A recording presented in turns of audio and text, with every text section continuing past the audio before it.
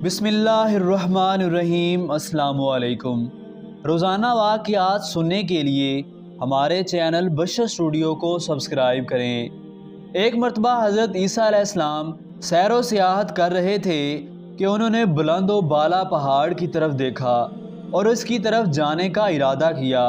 جب اس پہاڑ کی چوٹی پر پہنچے تو ایک ایسا عجیب پتھر دیکھا جو دودھ سے زیادہ سفید تھا۔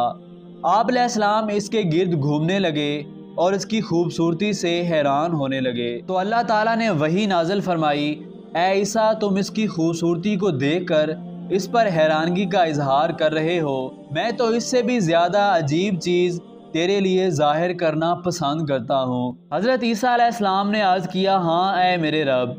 پھر وہ پھٹ گیا اور اس سے ایک بزرگ نمودار ہوا جس کے جسم پر بالوں کا کرتا تھا اور ہاتھ میں سبز لاٹھی تھی اور اس کی آنکھوں کے سامنے انگور تھے اور وہ کھڑا ہو کر نماز پڑھ رہا تھا۔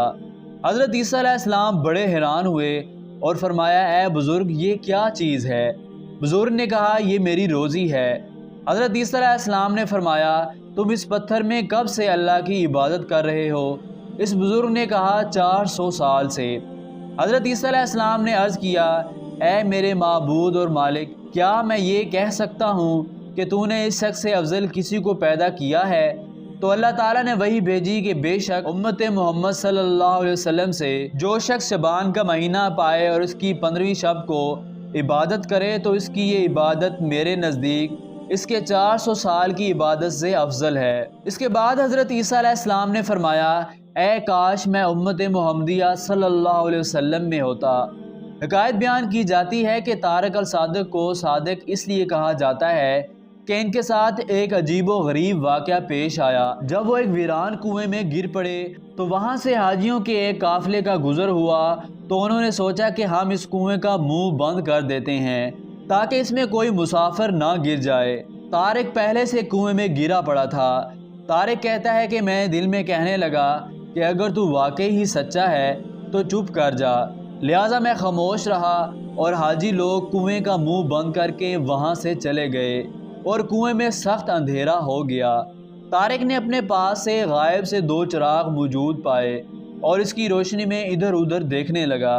اچانک طارق نے ایک بہت بڑا سانپ دیکھا جو اس کی طرف آ رہا ہے۔ طارق نے دل میں سوچا کہ یہی سچ اور جھوٹ کے ظاہر ہونے کا وقت ہے۔ جب وہ سانپ میرے قریب آیا تو مجھے گمان ہونے لگا کہ یہ مجھے نگل جائے گا۔ پھر وہ سانپ کنویں کے منہ پر چڑھا اور اپنی دم ان کے گردن میں ڈال کر پاؤں کے نیچے کے ڈول کی طرح اوپر کھینچا اور کنویں کے منہ پر جو کچھ بھی تھا اسے ہٹا کر اسے زمین کی طرف باہر نکال دیا تو پھر اپنی دم اس کی گردن سے نکال لی تو حاطف غیبی سے آواز آئی کہ تیرے رب کا لطف و کرم ہے کہ اس نے تجھے تیرے دشمن کے ذریعے نجات دی، اس لیے طارق کا نام صادق پڑ گیا۔ روزانہ ایسے ہی واقعات سننے کے لیے ہمارے چینل بشر اسٹوڈیو کو سبسکرائب کریں۔